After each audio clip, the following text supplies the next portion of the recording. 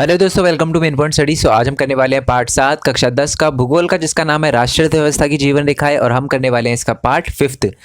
ये हमारा last part है, सिर्फ इस चैप्टर का नहीं, पूरी भूगोल का, और साथ ही में हमारी क्लास 10th की एसएसटी का भी ये लास्ट पार्ट है। ठीक है, इसके बाद हो जाएगा हमारा सिलेबस खत्म।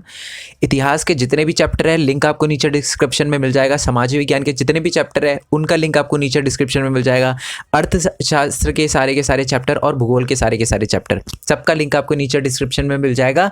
हर चैप्टर मैंने विद नोट समझाया है, हैंड रिटन नोट्स वो भी। ठीक है, और मैं अब PYQs अपलोड करूंगा, प्रीवियस ईयर क्वेश्चन जो बहुत बार एग्जाम में आए हैं, जो कि बोर्ड एग्जाम में आपको पता ही है कि बहुत बार क्वेश्चन रिपीट होते हैं, तो वो सारे के सारे क्वेश्चन की मैं वीडियो बनाऊंगा चैप्टर वाइज। ठीक है, सारे के सारे मैं आपको बता दूं, भूगोल के सारे चैप्टर के PYQs में अपलोड कर चुका हूं, सिर्फ इस चैप्टर के रह गए हैं क्योंकि ये पूरा नहीं था, तो आज ये पूरा हो गया, तो मैं इसके जल्दी ही प्रीवियस ईयर क्वेश्चन भी अपलोड कर दूंगा। ठीक है जी, तो चलिए जी शुरू करते हैं। तो आपको याद होगा लास्ट पार्ट में हमने पूरा का पूरा परिवहन देखा था। ठीक है, हमने ज़मीन पे कौन कौन से परिवहन के साधन हैं, रोडवे, रेलवे और पाइपलाइन, वो पढ़ लिया था। हमने जल परिवहन के बारे में देखा था। उसके बाद हमने वायु परिवहन के बारे में देखा था। ओके, और आपको याद होगा जैसे चैप्टर स्टार्ट हुआ था ना, जब हमने ये चैप्टर पढ़ा था, तो हमने एक लाइन पढ़ी थी कि संचार, परिवहन और व्यापार एक दूसरे के पूरक है, यानी एक के बढ़ने से दोनों चीज़ें बढ़ती है। जैसे कि मान लो, सिंपल सीधी बात है, हमारा संचार बढ़ा, यानी अमेरिका से हमारा कांटेक्ट बढ़ा, कम्युनिकेशन बढ़ा, संचार बढ़ा इंटरनेट वगैरह के माध्यम से। अब जब हमारा संचार बढ़ेगा तो हम उनसे व्यापार भी करेंगे, है ना, करेंगे नहीं करेंगे, व्यापार भी करेंगे। और व्यापार अगर हम करेंगे, वहाँ से कोई चीज़ मंगवाएंगे, खरीदेंगे कोई चीज़, तो कहाँ से आएगी? वो परिवहन के माध्यम से ही तो आएगी, एयरवे, रोडवे, वाटरवे, किसी भी माध्यम से आएगी। तो हम कह सकते हैं कि संचार के बढ़ने से परिवहन भी बढ़ता है। तो संचार जो है परिवहन को बढ़ाने में एक अहम भूमिका निभाता है, इसलिए हम संचार के बारे में भी पढ़ेंगे इसके अंदर। ठीक है, इस चैप्टर के अंदर। तो देखो, जब से मानव पृथ्वी पर अवतरित हुआ है, उसने विभिन्न संचार माध्यमों का प्रयोग किया है, लेकिन आधुनिक समय में बदलाव की गति तीव्र है। पहले क्या होता था, हम कम्युनिकेशन का थोड़ा अलग माध्यम यूज़ करते थे, पहले लेटर वगैरह होते थे। आज देखो हमारे पास न्यू टेक्नोलॉजी है, आज आप फेस टू फेस किसी से बात कर सकते हो। ठीक है, कैसे? व्हाट्सएप पे जो वीडियो कॉल होती है, और भी बहुत सारे तरीके हैं। ठीक है, तो ये क्या है, आज देखो आप ये कर रहे हो, ये जो यूट्यूब वगैरह भी है, ये भी क्या है, एक संचार का माध्यम है। पहले इतना नहीं था, अगर मैं 30-40 साल पहले जाऊँ तो नहीं था, बट आज जो है बहुत ही ज़्यादा गति हो गई है, हमारी आधुनिकीकरण हो गया, जिसकी वजह से हमारे संचार के नए नए माध्यम आ रहे हैं हमारे पास। ठीक है, निजी दूरसंचार तथा जनसंचार। अब देखो दो वर्ड है, एक तो निजी संचार क्या होता है? निजी दूरसंचार का मतलब होता है 1 to 1। ठीक है, जैसे कि मान लो अगर मान लो मैं किसी से कॉल पे बात कर रहा हूँ, तो वो निजी दूरसंचार है, एक बंदा और एक सामने वाला है, वो दोनों बात कर रहे हैं। एक होता है जनसंचार, एक ही बंदा बहुत सारे लोगों को एक ही बार में इन्फॉर्मेशन प्रोवाइड कर रहा है, जैसे कि अभी मैं कर रहा हूँ, मैं कोई इन्फॉर्मेशन प्रोवाइड कर रहा हूँ, ये वीडियो बना रहा हूँ, तो आपके पास बहुत सारे बच्चे देख रहे हैं, तो वो क्या, एक जनसंचार है। ठीक है, और जनसंचार में क्या होता है, रेडियो, समाचार पत्र, ठीक है, प्रेस तथा सिनेमा भी होता है ना, मूवी वगैरह। एक मूवी बना दी, अब हज़ारों लाखों लोग उसको देखेंगे, आदि के प्रमुख संचार साधन है। ये सारे के सारे प्रमुख संचार साधन है। इसको कट कर लेना, 2 बार मैंने के लिख दिया। ओके, और भारत में एक डाक संचार भी है। ठीक है, आपको पता है ना, डाक यानी लेटर वगैरह जो भेजते हैं एक जगह से दूसरी जगह, वो विश्व का सबसे बड़ा डाक संचार तंत्र है। पूरी दुनिया में सबसे बड़ा जो ये लेटर वगैरह का ये डाक सुविधा है ना, वो भारत के अंदर है। ठीक है, यह पार्सल, निजी पत्र व्यवहार तथा तार आदि को संचालित करता है, यानी इन सारी की सारी चीज़ों को एक जगह से दूसरी जगह भेजता है ये डाक संचार। ठीक है, सुविधा जो प्रदान की जाती है। कार्ड व लिफाफा, बंद चिट्ठी पहली श्रेणी की डाक समझी जाती है तथा विभिन्न स्थानों पर वायुयान द्वारा पहुंचाया जाता है। तो जो हमारे कार्ड हो गए, लिफाफे हो गए, ठीक है, चिट्ठियाँ वगैरह हो गई, ये सारी की सारी हमारी प्रथम श्रेणी की डाक कहलाती है। ठीक है, और इसको एक जगह से दूसरी जगह पहुंचाने के लिए, इसकी डेस्टिनेशन पे पहुंचाने के लिए वायुयान का प्रयोग किया जाता है ज़्यादातर। ठीक है, और एक दूसरी श्रेणी की डाक भी होती है, जिसमें रजिस्टर्ड पैकेट होती है, किताबें होते हैं, अखबार होते हैं, मैगजीन होती है, ये सारी की सारी चीज़ें शामिल होती है। और इनका जो ट्रांसपोर्ट है वो ज़्यादातर धरातलीय डाक द्वारा पहुंचाए जाते हैं, जैसे कि ज़मीन। ठीक है, स्थल परिवहन का प्रयोग किया जाता है या जल परिवहन का प्रयोग किया जाता है द्वितीय श्रेणी डाक को एक जगह से दूसरी जगह पहुंचाने में। ठीक है, बड़े शहरों व नगरों में डाक संचार में शीघ्रता हेतु हाल ही में 6 डाक मार्ग बनाए गए हैं, यानी भारत सरकार ने डाक सुविधा को और ज़्यादा जल्दी करने के लिए 6 हमारे डाक संचार मार्ग बनाए हैं। ठीक है, उनके नाम क्या है? राजधानी मार्ग, मेट्रो चैनल, ग्रीन चैनल, साथ ही में हमारा व्यापार चैनल, भारी चैनल तथा दस्तावेज चैनल, ये नाम है, ठीक है, ये कंफ्यूज मत होना, ये नाम है, ठीक है। वैसे बेसिकली क्वेश्चन नहीं आता है, इतना डीप नहीं आता मैं, क्योंकि मैं चैप्टर बहुत डीप में पढ़ा रहा हूँ कि आपका एक एक मार्क्स का क्वेश्चन भी ना छूटे, ये नहीं आता। बस ये बात याद रखना कि भारत सरकार ने डाक सुविधा को बहुत ही ज़्यादा शीघ्र करने के लिए 6 डाक मार्ग बनाए हैं। नाम याद रख सको तो बहुत अच्छी बात है, नहीं रख सको तो कोई दिक्कत नहीं है, ठीक है। देखो, नगरीय क्षेत्रों में अतिरिक्त नगरीय क्षेत्रों के अतिरिक्त, यानी नगर के क्षेत्रों को हटा दें, अगर हम ये जो अर्बन सिटी वाले एरिया को हटा दें, तो भारत के 2/3 से अधिक गाँव में एसटीडी दूरभाष सेवा से जुड़े हुए हैं। जो हमारे ज़्यादातर जितने भी भारत में गांव है ना, उसके 2/3 यानी ऑलमोस्ट 66% जो गांव हैं वहाँ पर एसटीडी की सुविधा मिलती है। एसटीडी आपने सुना है? आज तो देखो आपके पास व्हाट्सएप कॉलिंग आ गई है और ये सारी की सारी चीज़ें आ गई, बट जब ये नहीं था ना तो हम एसटीडी का यूज़ करते थे। आज तो सबके पास स्मार्टफोन है, पहले बूथ पे जाया करते थे, फिर एसटीडी कॉल किया करते थे। आज भी है ये गाँव में, ठीक है। बहुत सारे जो गाँव के बच्चे होते थे वो शहरों में पढ़ने के लिए आते थे, उनका पेरेंट्स से कॉन्टैक्ट नहीं होता था, तो ये एसटीडी की सुविधाएँ सरकार ने गाँव में दी, ताकि जो गांव में लोग हैं जिनके बच्चे बाहर पढ़ने जाते हैं उनकी से भी उनकी बात हो पाए, ठीक है।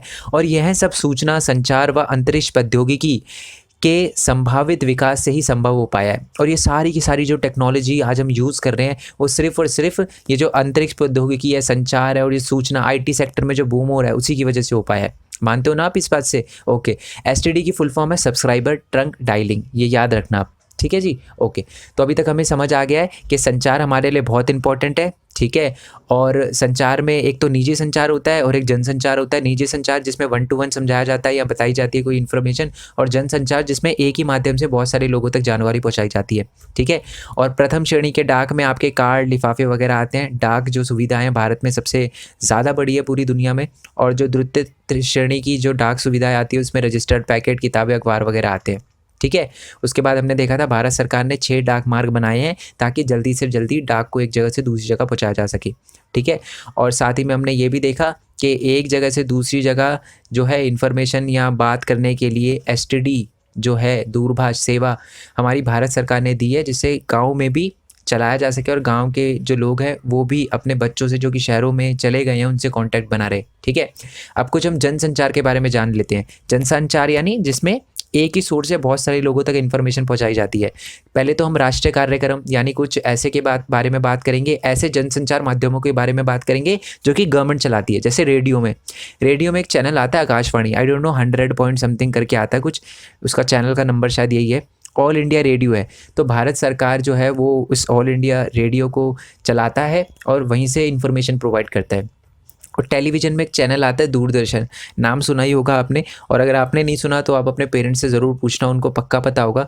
जो दूरदर्शन जो होते हैं ना, वो दूरदर्शन चैनल पे पहले राष्ट्रीय समाचार और भी बहुत सारे मनोरंजन कार्यक्रम चलाए जाते थे भारत की सरकार द्वारा, ठीक है।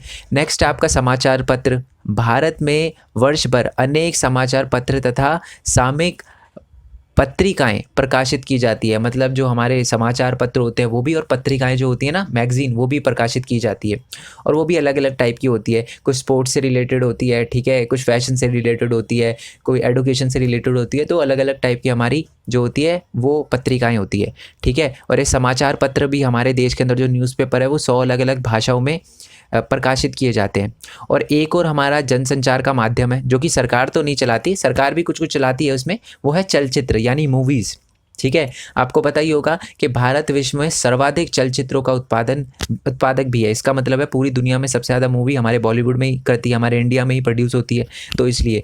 और भारत व विदेशी सभी फिल्मों को प्रमाणित करने का अधिकार केंद्रीय फिल्म प्रमाणन बोर्ड के पास होता है, ठीक है। इसका मतलब है central bureau of board of film certification, ये हर फिल्म को सर्टिफिकेट देता है, ठीक है। यू सर्टिफिकेट, ए सर्टिफिकेट, इसको 18+ देख सकते हैं या नहीं, ये सारा का सारा ये आपको पता ही होगा, ठीक है। ओके, अब हम देखेंगे अंतर्राष्ट्रीय व्यापार के बारे में। मैंने अभी अभी बोला कि सबसे पहले अगर संचार बढ़ेगा तो व्यापार बढ़ेगा, फिर परिवहन बढ़ेगा। तो अब व्यापार के बारे में भी देख लेते हैं। टॉपिक का नाम है अंतर्राष्ट्रीय व्यापार, ठीक है। अंतर्राष्ट्रीय व्यापार के बारे में बाद में जानेंगे, पहले तो हम देख लेते हैं कि व्यापार क्या होता है। राज्यों व देशों के व्यक्तियों के बीच वस्तुओं का आदान प्रदान व्यापार कहलाता है। यानी एक ही देश के अंदर अगर एक लोग दूसरे लोगों से कोई चीज़ खरीद रहे हैं या बेच रहे हैं, आदान प्रदान कर रहे हैं वस्तु का, तो व्यापार है। जैसे कि मान लो मैं दिल्ली में रहता हूँ, आप पंजाब में, हरियाणा में, यूपी में, बिहार में, वेस्ट बंगाल में, कहीं भी रहते हो, आप मेरे से कोई चीज़ खरीद रहे हो या बेच रहे हो, तो वो क्या है?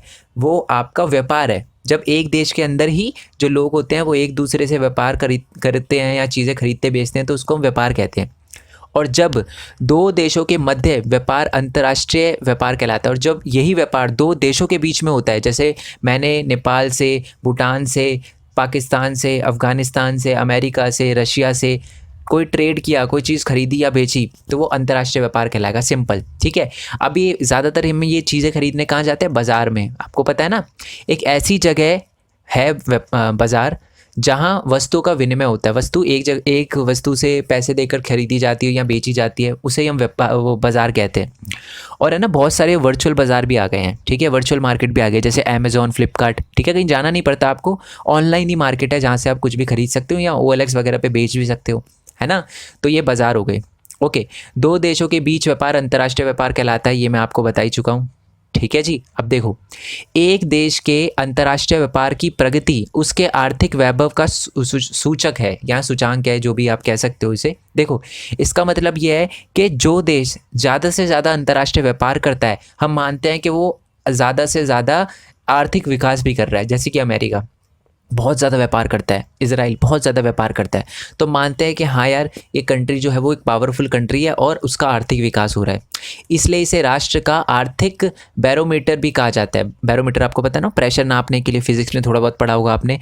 तो याद रखना, अंतर्राष्ट्रीय व्यापार की गति को देश का आर्थिक बैरोमीटर भी कहा जाता है। 1 मार्क्स में पक्का फिलिंग द ब्लैंक्स पे क्वेश्चन आ सकता है, MCQ में आ सकता है, ठीक है। मैंने कहा था डीप में पढ़ाऊंगा, चैप्टर 1 मार्क्स के भी क्वेश्चन क्लियर करवाऊंगा, ठीक है। तो ये याद रखना है कि अंतर्राष्ट्रीय व्यापार को हमारी मतलब कंट्री के अंदर एक राष्ट्र का आर्थिक बैरोमीटर भी कहा जाता है, ठीक है जी। आई होप ये आपको क्लियर हो गया हो। देखो, सभी देश अंतर्राष्ट्रीय व्यापार पर निर्भर है, चाहे कोई भी देश हो इस टाइम, वो अंतर्राष्ट्रीय व्यापार ज़रूर करता है, यानी दूसरे देश से कोई चीज़ें ज़रूर खरीदता है या बेचता है, क्योंकि संसाधन की उपलब्धता क्षेत्रीय है। बहुत सारी चीज़ें ऐसी होती है जो एक ही देश में मिलती है, जैसे हमारा देश जो है मसालों के लिए बहुत ज़्यादा मशहूर है। बहुत सारे ऐसे मसाले हैं जो सिर्फ इंडिया में मिलते हैं और कहीं मिलते ही नहीं है। और भी बहुत सारी चीज़ें अलग अलग देशों में अलग अलग चीज़ें हैं, जैसे कि एक ब्लैक पेपर होता है ना, काला नमक जिसे कहते हैं, वो सिर्फ ज़्यादा प्रोडक्शन होता है पाकिस्तान में, तो उसके लिए मशहूर है। तो हर देश में क्या होता है कि जो उपलब्धता होती है संसाधनों की, वो क्षेत्रीय होती है। कुछ कुछ ऐसी चीज़ें होती है जो पर्टिकुलर क्षेत्र में ही पाई जाती है, तो इसलिए इसका वितरण असमान है और इसलिए हमें आयात करना पड़ता है और निर्यात करना पड़ता है। कुछ लोगों को मसाले चाहिए होते तो इंडिया भेजता है, अगर दूसरे लोगों को हमको कुछ चाहिए तो हम उनसे खरीदते हैं। तो ऐसे ही आयात और निर्यात होता है, क्योंकि संसाधनों की उपलब्धता क्षेत्रीय है। बहुत सारे ऐसे संसाधन हैं जो एक पर्टिकुलर क्षेत्र पे पहुंच जाते हैं, ठीक है, इसलिए हम आयात करते हैं और निर्यात करते हैं। आयात का क्या मतलब होता है? आयात का मतलब होता है दूसरी कंट्री से कोई चीज़ मंगवाना, ठीक है। अगर मैं अमेरिका से कोई चीज़ मंगवा रहा हूँ तो मैं आयात कर रहा हूँ। अब एक बात नोटिस करना, अगर मैं आयात करता हूँ कोई चीज़ तो मेरे पैसे जाएंगे या मेरे पास पैसे आएंगे? अब मैंने मान लो फ़ोन मंगवाया है अमेरिका से, तो मेरे को पैसे देने पड़ेंगे ना, तो मेरे पैसे जा रहे हैं, तो ये नुकसान है एक तरह से, समझना। चीज़ आ गई वो ठीक है, बट मेरे पैसे जा रहे हैं, किसी कंट्री के लिए पैसे जा रहे हैं, तो वो नुकसान है। अभी मैं समझाऊंगा मैं ऐसा क्यों बोल रहा हूँ। और निर्यात का क्या मतलब होता है? चीज़ें बेचना। जैसे कि मान लो मैंने निर्यात करा, मैंने मसाले अमेरिका के किसी बंदे को भेजे, तो मेरे पास पैसे आए ना, वो मेरे पास पैसे भेजेगा। तो याद रखना, जिस कंट्री का आयात ज़्यादा होता है वो माना जाता है कि वो कंट्री ग्रो नहीं कर रही ज़्यादा, ठीक है, यानी उसको पैसे देने पड़ रहे हैं दूसरे लोगों को। अब जैसे कि मान लो इंडिया है, अगर इंडिया बहुत सारी चीज़ें सिर्फ मंगवाए कुछ भेजे ना दूसरी कंट्री में, तो नुकसान है, क्योंकि हमारे पैसे तो दूसरी कंट्री में जा रहे हैं, है ना। और अगर हम ज़्यादा एक्सपोर्ट करते हैं, दूसरी कंट्री में चीज़ें भेजते हैं, तो हमारे पास पैसे आते हैं। हम यहाँ पर 2 रुपये की चीज़ बना के 4 रुपये की बेचते हैं, ठीक है, तो हमें 2 रुपये का फ़ायदा होता है और हमारे पास पैसे आते हैं, तो ये हमारा फ़ायदा है। तो जिस कंट्री का ज़्यादा होता है ना एक्सपोर्ट, वो फ़ायदेमंद होता है, और अगर किसी कंट्री का इंपोर्ट ज़्यादा होता है तो वो नुकसानदायक होता है। इसी के बारे में हम नीचे पढ़ेंगे। देखो, आयात व निर्यात का अंतर ही एक देश के व्यापार संतुलन को निर्धारित करता है। अब ये मैं क्यों कह रहा हूँ, मतलब आयात और निर्यात से ही पता चलता है कि एक देश में जो व्यापार हो रहा है वो संतुलित है या नहीं है। अनुकूल व्यापार संतुलन किसे कहते हैं? अगर निर्यात मूल्य आयात मूल्य से अधिक हो तो इसे अनुकूल व्यापार संतुलन कहते हैं। यानी अगर किसी कंट्री का जो एक्सपोर्ट है वो ज़्यादा है, यानी ज़्यादा चीज़ें वो भेजता है, यानी ज़्यादा पैसे आते हैं उसके पास, तो वो अनुकूल व्यापार संतुलन है, यानी अच्छा है। मैं इसको थोड़ा सही से समझा देता हूँ आपके लिए। मान लो हम 150 रुपये की चीज़ें बेच रहे हैं, तो हमारे पास 150 रुपये आए, और हम 180 रुपये की चीज़ें खरीद रहे हैं, तो ज़्यादा चीज़ें हम खरीद रहे हैं ना, ठीक है, और हमें 180 रुपये देने पड़ रहे हैं और 150 रुपये हमारे पास आ रहे हैं, तो 30 रुपये हमारा नुकसान है।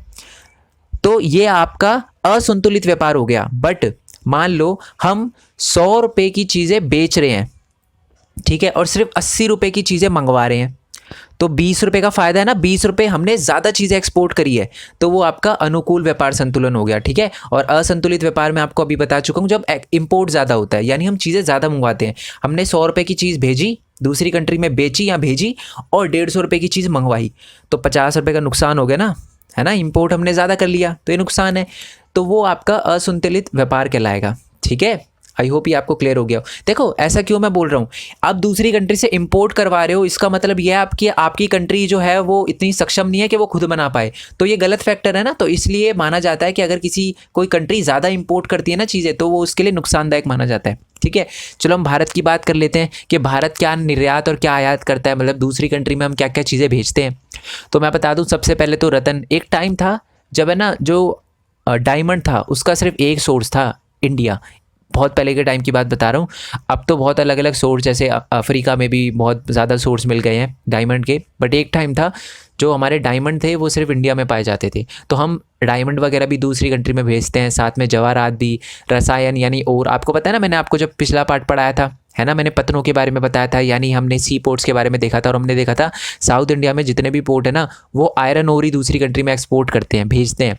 और साथ ही में हमारे कृषि संबंधित उत्पाद भी हम दूसरी कंट्री में भेजते हैं, मसाले हो गए, साथ में हमारी चाय पत्ती हो गई, दार्जिलिंग की टी, ये सारी की सारी चीज़ें। और आयात क्या करवाते हैं, मंगवाते क्या है, वो कच्चा पेट्रोलियम, क्रूड ऑयल जिसे कहते हैं, मशीनें मंगवाते हैं, कृषि के उत्पाद मंगवाते हैं, साथ में रतन जवाहरात आदि मंगवाते हैं, सारी की सारी चीज़ें मंगवाते हैं। अब आप बोलोगे सर हमारे पास इतना, आप कह रहे हो डायमंड है तो मंगवाते क्यों है, सोना वगैरह है तो मंगवाते क्यों है।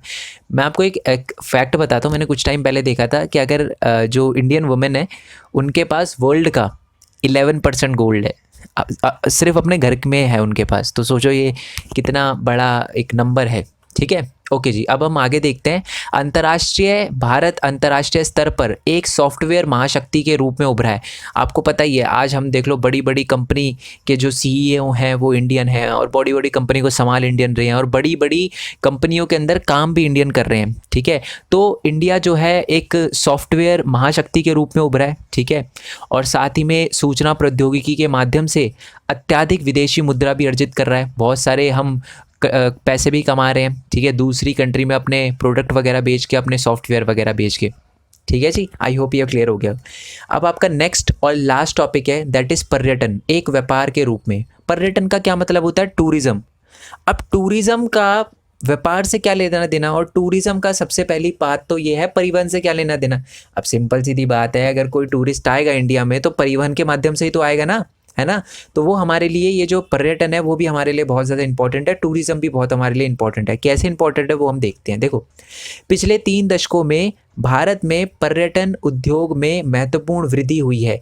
यानी अगर 30 सालों की बात करूँ ना, तो बहुत ज़्यादा पर्यटन हमारे इंडिया के अंदर बढ़े हैं। पहले इतने लोग नहीं आते थे, पर अब बहुत ज़्यादा पर्यटन बढ़ा है।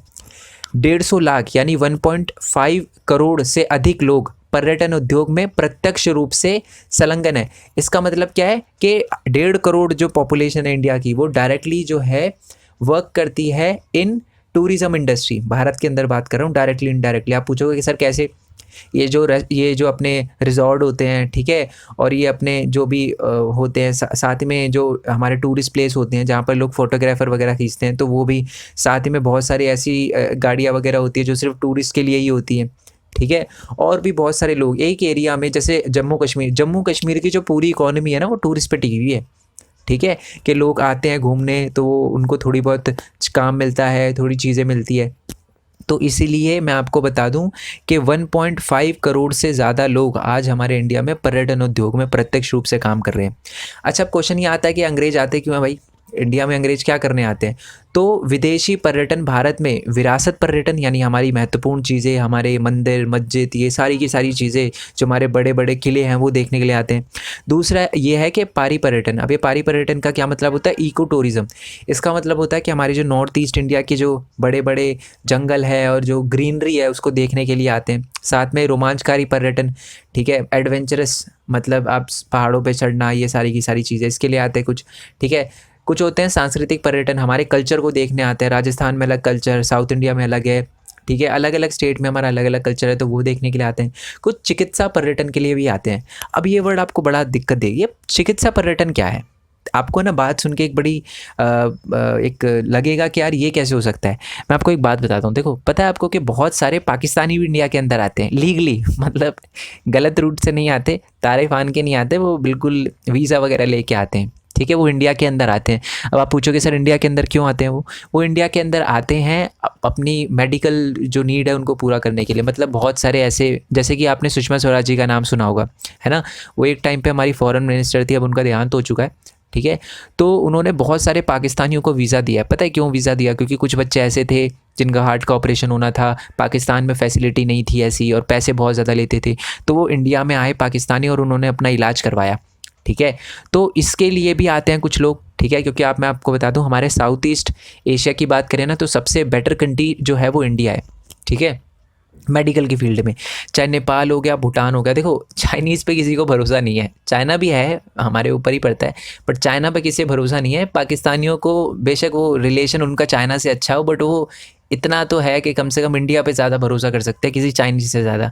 तो इसलिए वो इंडिया आते हैं, नेपाली इंडिया आते हैं, जो भूटनीज़ लोग हैं, ठीक है, भूटान से लोग वो इंडिया आते हैं, बांग्लादेशी इंडिया आते हैं, श्रीलंका वाले लोग इंडिया आते हैं, अगर ऐसी कोई चिकित्सा से रिलेटेड उनको कोई प्रॉब्लम आती है तो इसलिए भी लोग इंडिया आते हैं। तथा व्यापारिक पर्यटन यानी कुछ बिजनेस के पर्पज से भी आते हैं इंडिया के अंदर, ठीक है जी, ओके। देश के विभिन्न भागों में पर्यटन की अपार संभावनाएं हैं। मतलब अगर हम पर्यटन के लिए थोड़ा अच्छी चीज़ें बनाएं, हमें एक एरिया में डेवलपमेंट वगैरह करें तो बहुत ज़्यादा पर्यटन देखने आएंगे, और अपार संभावनाएं हैं, क्योंकि इंडिया में आप देखोगे और कुछ है ही नहीं, मतलब कल्चर ही कल्चर हमारा रिप्रेजेंट होता है, हमारा कल्चर ही हमारे टूरिज़्म को बढ़ावा दे सकता है, ठीक है। बहुत सारी चीज़ें हैं जो पूरी दुनिया हमारे बारे में जानना चाहती है, तो ये बहुत ज़्यादा संभावना है पर्यटन की भारत में। पर्यटन उद्योग के विकास हेतु विभिन्न प्रकार के पर्यटन को बढ़ावा देने का प्रयास किए जा रहे हैं। आपने देखा होगा कि स्टेट का टूरिज़्म इन्वेस्टर वो होता है, एक एम्बेसडर होता है, जैसे कि गुजरात के लिए अमिताभ बच्चन है, ठीक है, और भी बहुत सारे अलग अलग स्टेट के लिए अलग अलग वो होते हैं, एम्बेसडर होते हैं जो प्रमोट करते हैं टूरिज़्म को, है ना। तो बढ़ावा देने के लिए भी सरकार कुछ कदम उठा रही है, ठीक है। अब हम देखेंगे पर्यटन का महत्व, यानी जो टूरिज़्म है वो क्यों इम्पोर्टेंट है। मतलब वैसे तो हम देख चुके हैं कि अंग्रेज क्यों आते हैं इंडिया के अंदर, ठीक है, और बट अब डायरेक्टली अगर आपको क्वेश्चन आ जाता है 5 नंबर का तो आपको क्या लिखना है, ठीक है, क्योंकि बच्चे यही बोलते हैं कि सर नोट्स बनाना, तो ऐसा बनाना कि हम डायरेक्टली उसको आंसर, मतलब बोर्ड एग्जाम में कोई क्वेश्चन है तो डायरेक्टली आंसर छेप के आ सके। मैंने कहा ठीक है यार, तो आपको डायरेक्ट क्वेश्चन आएगा कि पर्यटन का महत्व बताओ, टूरिज्म का महत्व बताओ, या ये बताओ कि पर्यटन भारत के लिए क्यों महत्वपूर्ण है। तो इसका ये आंसर है। पहली बात तो ये है कि पर्यटन राष्ट्रीय एकता को प्रोत्साहित करता है। अगर ऐसे ही बहुत सारे पाकिस्तानी इंडिया के अंदर आते रहे तो उनको पता चलेगा कि, क्योंकि बहुत, मैं आपको बता दूं, बहुत गलत पढ़ाया जाता है पाकिस्तान में इंडिया के लोगों के बारे में, सबके बारे में बहुत गलत पढ़ाया जाता है, ठीक है। तो जब वो इंडिया में आएंगे तो रियलिटी देखेंगे कि हम अच्छे लोग हैं, किसी से कोई प्रॉब्लम नहीं है हमें, बस कुछ ऐसे गलत लोगों से प्रॉब्लम है जो गलत चीज़ें फैलाते हैं, बट नॉर्मल लोगों से हमें कोई प्रॉब्लम नहीं है। तो इससे राष्ट्रीय एकता बढ़ेगी, प्रोत्साहित होगी, तो ये एक अच्छा काम होगा। दूसरा है पर्यटन से स्थानीय हस्तकला व सांस्कृतिक उद्यमों को बढ़ावा मिलता है। इसका मतलब है कि हमारा जो कल्चर है वो बड़ा प्रमोट होगा, ठीक है, हमारा कल्चर वगैरह प्रमोट होगा, और हमारी जो हस्तकलाएँ, जो हाथ से हम चीज़ें बनाते हैं वो भी अंग्रेज देखेंगे, खरीदेंगे, उनको बढ़ावा मिलेगा, ठीक है। और कुछ ऐसे उद्योग होते हैं जो संस्कृति से, जैसे हमारे इंडिया के कुछ टॉयज़ होते हैं, इंडिया की कुछ चीज़ें होती हैं, कुशन वगैरह होते हैं, उनको बढ़ावा मिलेगा, ठीक है। ये सेकंड पॉइंट हो गया। तीसरा पॉइंट है लोगों को बड़े पैमाने पे रोज़गार प्रदान करता है ये हमारा पर्यटन। कैसे? बहुत सारे लोग, मैंने आपको बताया डायरेक्टली और इनडायरेक्टली जो है पर्यटन, जो हमारे उद्योग है उससे डायरेक्टली रोज़गार मिलता है उनको, ठीक है, एम्प्लॉयमेंट देती है ये हमारी पर्यटन इंडस्ट्री। आप देखोगे कोविड-19 के टाइम में सबसे ज़्यादा बुरा असर हमारी टूरिज़्म इंडस्ट्री पे पड़ा है कि कोई आएगा ही नहीं इंडिया के अंदर, है ना, तो ये एक बहुत बड़ी प्रॉब्लम है। नेक्स्ट पॉइंट है पर्यटन आधुनिकीकरण को बढ़ावा देता है, यानी इससे क्या हो रहा है कि डेवलपमेंट हो रहा है। अब आप पूछोगे सर पर्यटन से डेवलपमेंट कैसे हो रहा है? देखो सिंपल सीधी बात है, जब अंग्रेज इंडिया के अंदर आते हैं तो बार बार एक ही प्लेस के अंदर आ रहे हैं, और सरकार देख रही है कि यार ये प्लेस जो है उसकी स्थिति अच्छी नहीं है, तो हमें इसे सुधारना पड़ेगा। ऐसे वो एरिया को सुधारते जाते हैं, क्योंकि एक है ना इंटरनेशनल लेवल पे हमारी इमेज लगी हुई होती है। अब वो अंग्रेज आ रहे हैं, कोई भी आ रहा है इंडिया के अंदर, फॉरेनर आ रहे हैं इंडिया के अंदर, तो वो इंडिया को देखते हैं। तो इस स्थिति को चेंज करने के लिए सरकार कुछ इनिशिएट लेती है, आधुनिकीकरण करती है। तो हम कह सकते हैं कि पर्यटन आधुनिकीकरण को भी बढ़ावा देता है। नेक्स्ट पॉइंट है कि पर्यटन विदेशी मुद्रा प्रदान करते हैं। अब सिंपल सीधी बात है, अंग्रेज आ रहे हैं तो खाएंगे भी, पिएंगे भी, रहेंगे भी। ऐसा तो नहीं है आए 10 दिन रहे, कुछ भी नहीं खाया और चले गए, ऐसा तो होगा नहीं। आएंगे, घूमेंगे, खाएंगे, पिएंगे, तो इससे हमें विदेशी मुद्रा भी प्रदान होती है। ठीक है जी, तो ये इंपॉर्टेंट क्वेश्चन था, अच्छे से इसे लर्न करना है। तो आई होप आपको वीडियो अच्छी लगी हो। आपका चैप्टर होता है यहीं ख़त्म। इसके PYQs मैं जल्दी अपलोड कर दूंगा। वीडियो अच्छी लगी हो तो लाइक करना, चैनल को सब्सक्राइब करना, जितना हो सके इस वीडियो को शेयर करना। मेरा एफर्ट आपको अगर अच्छा लग रहा है तो आप ज़रूर शेयर करना। ठीक है, हमारी फैमिली जो है वो 36,000 क्रॉस कर चुकी है because of you, so thank you so much. मेरा भी एक फ़र्ज़ बनता है कि मैं आपके लिए कुछ करूँ। तो स्क्रीन पे है ना आपको एक चैनल दिख रहा होगा, मैंने एक न्यू चैनल बनाया है। अभी तक बेशक उस पर कुछ अपलोड नहीं किया और स्क्रीन पे दिख रहा होगा कि उस पर 1000 सब्सक्राइबर है, बट एक्चुअल में जब आप डिस्क्रिप्शन पे लिंक पे जाओगे ना तो आप देखोगे कि उसमें 1800 से ज़्यादा सब्सक्राइबर है। ऑल तो अभी तक मैंने उस पर कुछ अपलोड भी नहीं किया। तो बच्चे क्यों सब्सक्राइब कर रहे हैं? क्योंकि वहाँ पर मैं अपनी यूट्यूब जर्नी के बारे में बताने वाला हूँ। मैं ये बताने वाला हूँ कि मैं यूट्यूब से कैसे अर्न करता हूँ, और मोस्ट इंपॉर्टेंटली आप यूट्यूब से कैसे अर्न कर सकते हो, और एक स्टूडेंट, और भी बहुत सारे अलग अलग प्लेटफॉर्म के बारे में बताने वाला हूँ जिससे एक स्टूडेंट अर्न कर सकता है। तो इस चैनल को सब्सक्राइब करने के बाद नोटिफिकेशन बेल ज़रूर दबा देना, क्योंकि बच्चे सब्सक्राइब तो कर देते हैं, ठीक है, नोटिफिकेशन बेल नहीं दबाते। मैंने बच्चे इस चैनल पे भी देखा है, बहुत सारे बच्चे चैनल सब्सक्राइब कर देते हैं, फिर मेरे को व्हाट्सएप पे मैसेज आते हैं या मेरे को टेलीग्राम पे बोलते हैं बच्चे कि सर जी आपकी तो नोटिफिकेशन ही नहीं आती, आपने ब्लॉक कर दिया क्या? मैंने कहा नहीं यार, ब्लॉक मैं क्यों करूँगा खुद सोचो मैं क्यों करूँगा ब्लॉक। वो इसलिए नहीं आता दोस्त, क्योंकि आपने क्या है कि नोटिफिकेशन बेल नहीं दबाया। सब्सक्राइब करने के बाद एक बेल आइकन आता है, उसको भी दबाना पड़ता है, जिससे मैं कोई भी वीडियो अपलोड करूँ तो आपके पास उसी टाइम आ जाए। और उस वाले चैनल में ऐसी गलती मत करना, सब्सक्राइब करने के बाद नोटिफिकेशन बेल ज़रूर दबाना, ठीक है, क्योंकि मैं पहली वीडियो के साथ ही धमाका मचाने वाला हूँ। एक ऐसे प्लेटफॉर्म के बारे में बताऊँगा जिससे आप अच्छा खासा अर्न कर सको। ठीक है, सीख कर, ऐसा नहीं है, देखो ऐसा मैं ये नहीं बोलूँगा कि आज ही आप उस प्लेटफॉर्म पे जाओगे और अच्छी अर्निंग होगी, ऐसा नहीं है। थोड़ा टाइम लगाना पड़ेगा, 1-2 महीने लगाने पड़ेंगे, तब आपकी अर्निंग शुरू हो सकती है।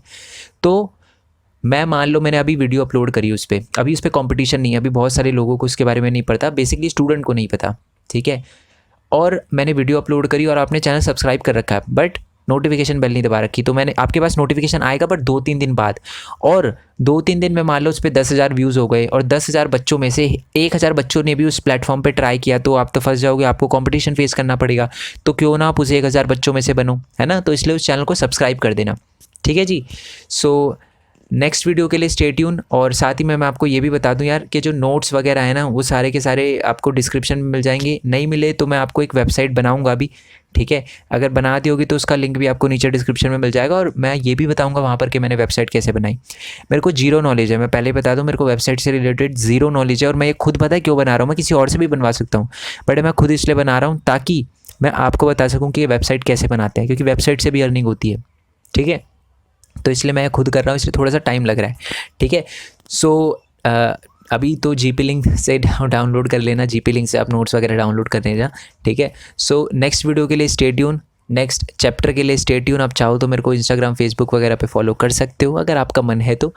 सो तब तक के लिए जय हिंद, जय भारत, वंदे मातरम, and thanks for your support.